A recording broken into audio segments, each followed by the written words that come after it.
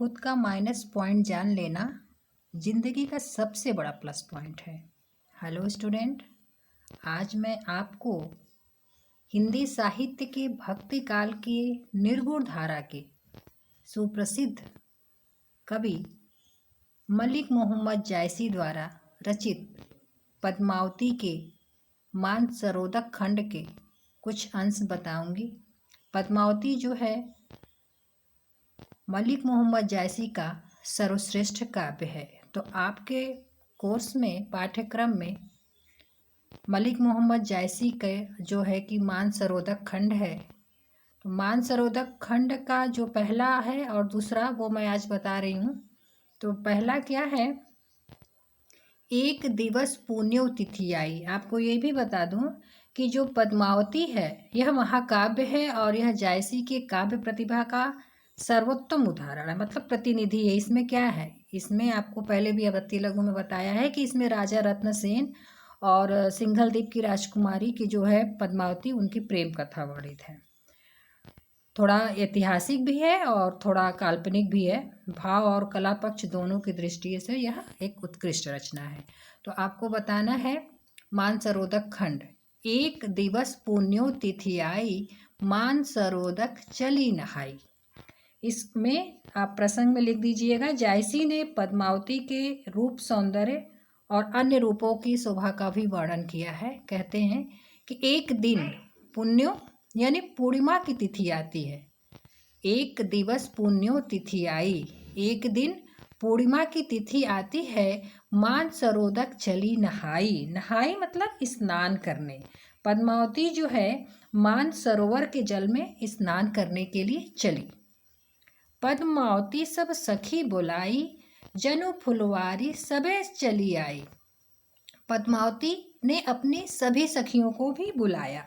पद्मावती ने अपनी सभी सखियों को बुलाया, जनु फुलवारी सबे चली आई। जनु ऐसा लगा, जनु जानो मनु मानो, उत्प्रेक्षांक, ऐसा लगा मानो सब फुलवारी की तरह चली आई एक साथ। फुलवारी कहना चाहते हैं कि जैसे फुलवारी में अनेक प्रकार के, बगीचे में अनेक प्रकार के फूल होते हैं, उसी प्रकार जायसी कहते हैं कि पद्मावती की सखियां भी सब फुलवारी के समान चली आई। अब सब सखियां कैसी लग रही थी, कोई चंपा, कोई कुंद सहेली, कोई सुकेत करना रसबेली। बहुत आसान है, बस आप ध्यान दीजिएगा, आपको लिखने की शैली अच्छी होनी चाहिए। कोई चंपा, क्या कहते हैं कि सभी सखियां फुलवारी के समान चली आई। जैसे फुलवारी में अनेक फूल होते हैं, वैसे उनकी सखियों में कोई चंपा, बस देखिए सारे पुष्पों के नाम हैं, उनमें कोई सखी जैसे कोई चंपा, कोई कुंद, कोई सुकेत, कोई केतकी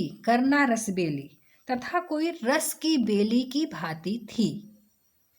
कोई सो गुलाब सुदर्शन राती, और कोई सखी उनकी कैसी थी, गुलाब के समान थी, और कोई सुदर्शन के समान लालिमा युक्त थी तथा बकार विकुंचन भांति। इसका ये मतलब होता है, विकुंचन का मतलब होता है गुच्छा। और कोई उनकी जो सखी थी वो एक फूलों की गुच्छों की तरह दिखाई दे रही थी, प्रसन्न हो रही थी। कोई से मौल सरी पुह पावती, कोई से मौल सरी पुपावती, और कोई उनकी जो सखी थी वो मौलश्री पुष्प पुहु पावती, मौलश्री पुष्प के समान थी। और कोई जूही, कोई चंपा, सेवती सफेद गुलाब के समान थी। कोई सोन जरद, कोई केसरी, और कोई सोन जरद की पुष्प, कोई केसरी की भांति थी, कोई हर सिंगार और कोई नागसेरी की भांति थी। अन्य सखियों में कोई कूजा, कोई गेंदे के समान, कोई चंबेली के समान, और कोई सब चमेली जैसी थी।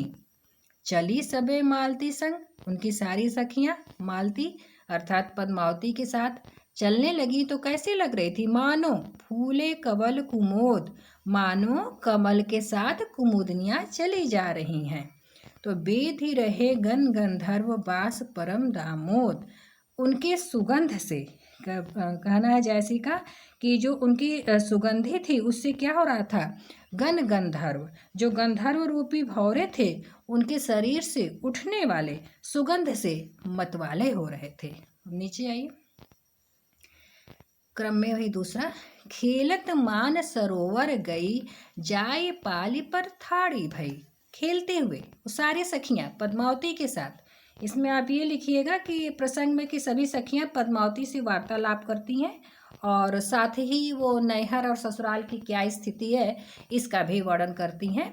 खेलत मान सरोवर गई, खेलते हुए वो सखियां सभी मानसरोवर पहुंच गईं। जाए पाली पर थाड़ी भई, थाड़ी तट पर जाकर वो सब सखियां तट पर खड़ी हो गई। देखे सरोवर रह सही केली, पद्मावती सो कही सहेली। जब वो सरोवर को देखती है तो रह सही केली, प्रसन्न होती है, और केली मतलब उसमें क्रीड़ा करने की इच्छा होती है। तो उनकी सारी सखियां पद्मावती से कहती हैं, क्या कहती हैं? ए रानी मन देखो विचारू, हे रानी मन देखो विचारो, मन में देख कर विचार कर लो, यही नैहर रहना दिनचारी। हमें इस नैहर में अर्थात कि पिता के घर में दिन चार यानी थोड़े दिन ही रहना है। जो लगी अहे पिता कर पाजू, तात्पर्य कहना चाहती हैं कि पिता का राज है हमारे ऊपर, इस समय पिता का नियंत्रण है, पिता का राज है। तो खेल लेहू जो खेलहू आजू, तो चलो हम जो खेलना चाहते हैं वो आज खेल लेते हैं। पुनि सासुर हम गौनब काले, कहती हैं थोड़े दिन के बाद हम सब कहाँ चले जाएंगे? सासुर, ससुराल चले जाएंगे। तो कित हम, कहाँ हम रहेंगे? कित यह सरोवर पाली, और कहाँ यह सरोवर का किनारा रहेगा?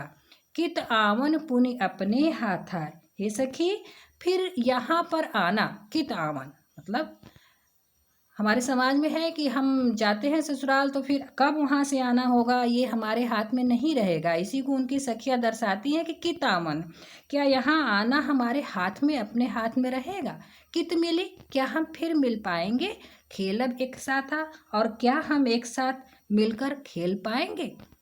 सासु ननद बोलहिन जीहु लेहु, और हमारी जो सास और ननदें होंगी वो अपनी बोलियों के कारण हमारे प्राण को ले लेंगी। दारुण, दारुण मतलब कठोर ससुर निसरे न दे हैं और हमें निकलने भी नहीं देंगे।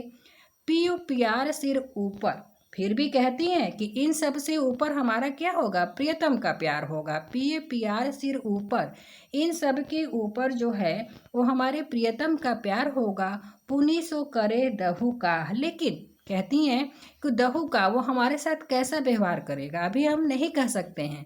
दुख सुख राखे कि दुख, कहती हैं दुख में रखेगा कि सुख में रखेगा, अब ये हम कैसे कह सकती हैं? दहु कस जन्म निवाह, और न जाने हमारा जीवन जन्म भर, हमारा ये जो जीवन है कहना चाहती हैं कि निवाह कैसे निर्वाह होगा। धन्यवाद।